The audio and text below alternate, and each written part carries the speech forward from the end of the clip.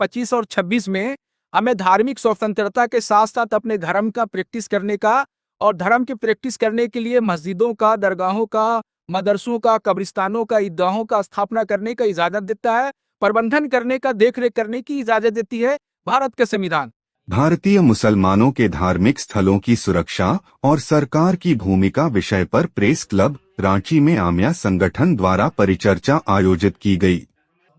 विषय प्रवेश कराते हुए आम्या संगठन के केंद्रीय अध्यक्ष एस अली ने कहा कि संविधान के अनुच्छेद 25 एवं 26 सभी नागरिकों को अपना धर्म मानने और धार्मिक स्थल बनाने का अधिकार देता है। वहीं पूजा स्थल अधिनियम 1991, देश की आज़ादी 1947 से जो धार्मिक स्थल जिस स्थिति में है उसे यथास्थिति बरकरार रखने का निर्देश देता है। उन्होंने कहा कि हाल के महीनों में राजस्थान, उत्तर प्रदेश, उत्तराखंड, मध्य प्रदेश, गुजरात, दिल्ली और पूर्वोत्तर राज्यों में 2 दर्जन से अधिक सदियों पुरानी मस्जिदों और दूसरे मुस्लिम धार्मिक स्थलों को ध्वस्त कर दिया गया, जो लगातार जारी है। उसके पूर्व मस्जिद प्रबंधन समिति या समुदाय के लोगों को न तो विश्वास में लिया गया और ही नोटिस देकर समुचित दस्तावेज रखने का अवसर दिया गया, बल्कि पुलिस बल लगाकर एक तरफा कार्रवाई की गई, जो संवैधानिक प्रक्रिया और कानून का खुला उल्लंघन है।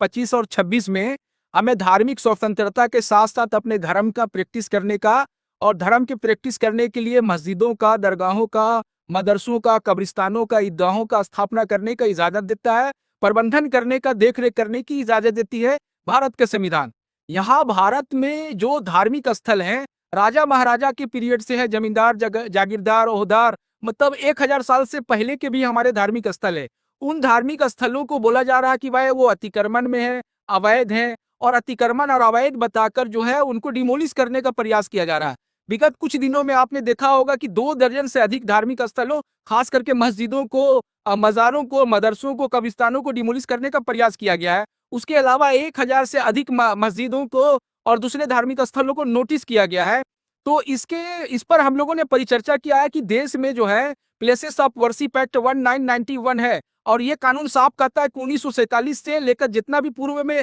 धार्मिक स्थल हो, चाहे मस्जिद हो, मदरसा हो, मीनार हो, चर्च हो, गुरुद्वारा हो, जिस स्थिति में था वो उसी स्थिति में रहेगा। लेकिन ऐसा जो है मुसलमानों के धार्मिक स्थल, जो भारतीय मुसलमानों के धार्मिक स्थल, खास करके मस्जिद वगैरह जो रोड साइड में है, कहीं रोड चौड़ीकरण के नाम पर, कहीं सुंदरीकरण के नाम पर, कहीं सीमा सुरक्षा के नाम पर, कहीं पर दूसरे कारण बता के आप डिमोलिश कर देते हैं। 2023 में सुप्रीम कोर्ट का जजमेंट है कि किसी भी स्ट्रक्चर को, चाहे वो धार्मिक स्थल हो या कोई भी स्ट्रक्चर हो, आपको डिमोलिश करने से पहले उस प्रबंधन कमेटी को, वहां के लोगों को नोटिस करना होगा। लेकिन ऐसा देखने को मिलता नहीं है। आप बिना नोटिस किए जो है रात में बुलडोजर लगा देते हैं, पुलिस फोर्स लगा देते हैं, बल लगा देते हैं। तो जो हालात पैदा किया जा रहा है, मतलब अतिक्रमण और अवैध निर्माण का परिभाषा कुछ राज्यों में बदल गया है, जबकि रूल ये कहता है कि अगर कहीं पर अतिक्रमण है, कहीं पर अवैध निर्माण है, तो आप उसको नोटिस करो, आप उसको सुनवाई करो, आप उसको मौका दो। लेकिन ऐसा हो नहीं रहा है। तो उस पर आज परिचर्चा किया गया, और परिचर्चा के साथ हम लोगों ने देश में जो विपक्षी दल है, जो सेकुलर दल है, या जो सत्ताधारी दल है देश में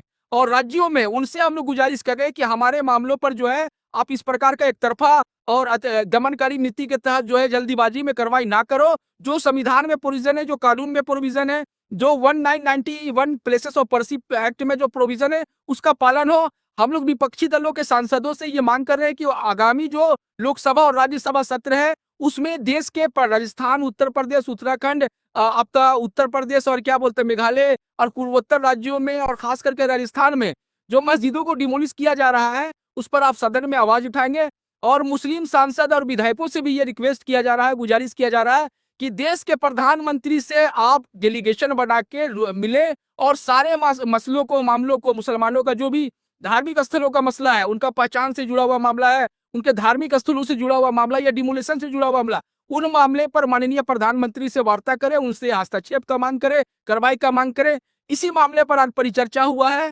हम लोग इन परिचर्चा के बाद जो बातें आई है, उनको हम लोग देश की जितनी भी पार्टियां हैं, सांसद हैं, विधायक हैं, मुस्लिम MP MLA है, उन तक इन बातों को पहुंचाएंगे और आने वाले समय में इसको लेकर अभियान चलाएंगे। मौके पर मजलिस-ए उलेमा झारखंड के अध्यक्ष मौलाना साबिर मजाहिरी, मौलाना जियाउल हुदा नदवी ने विपक्षी दलों और सांसद विधायकों की खामोशी पर सवाल उठाते हुए भारतीय मुस्लिम सांसदों और विधायकों से दलगत नीति से ऊपर उठकर डेलीगेशन बनाकर प्रधानमंत्री से मिलकर कार्रवाई पर रोक लगाने के पहल करने की मांग की गई। परिचर्चा में मुस्लिम धार्मिक स्थलों की ध्वस्तीकरण के खिलाफ निंदा प्रस्ताव लाया गया।